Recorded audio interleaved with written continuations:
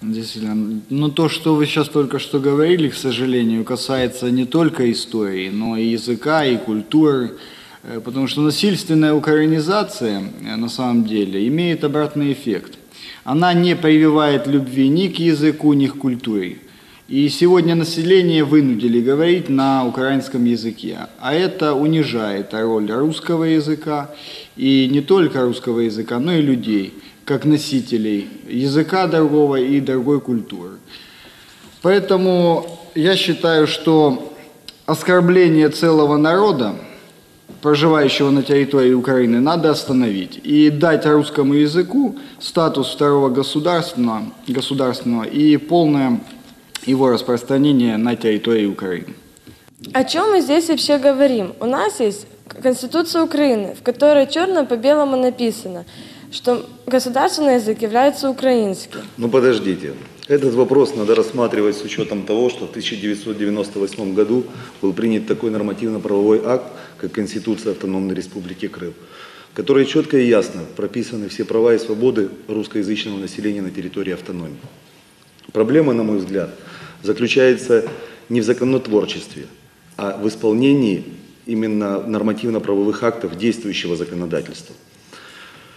И самая главная проблема не законодательная, а политическая. Вообще возможность действующей власти и желание, главное, защищать и отстаивать конституционные полномочия Автономной Республики Крым. Я считаю, что с данным тезисом сложно не согласиться, учитывая также то, что все-таки на Украине миллионы людей говорят на русском языке каждый день, общаются в семьях, думают на русском языке и, вне всякого сомнения, имеют право передать этот язык, передать свою культуру также своим детям и внукам. Касательно же приложения данного вопроса на Автономную Республику Крым, немаловажным является еще и тот факт, что русский язык здесь, в Крыму, является также языком межкультурного, является языком межнационального общения между всеми теми различными этносами, которые сегодня населяют наш полуостров.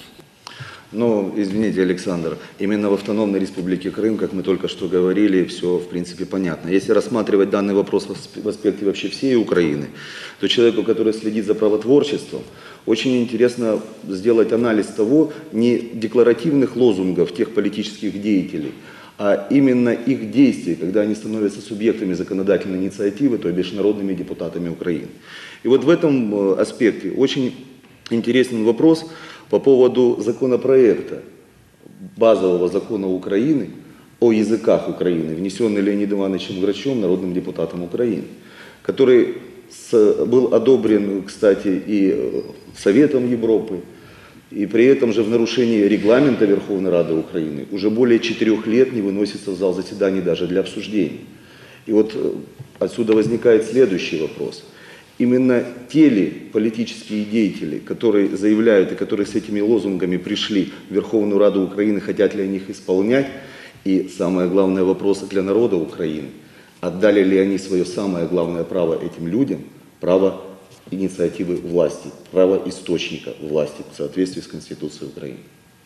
Конституция Автономной Республики Крым, принятая в 1998 году по инициативе народного депутата Леонида Ивановича Грача, учитывает все экономические, культурные, этнические особенности полуострова.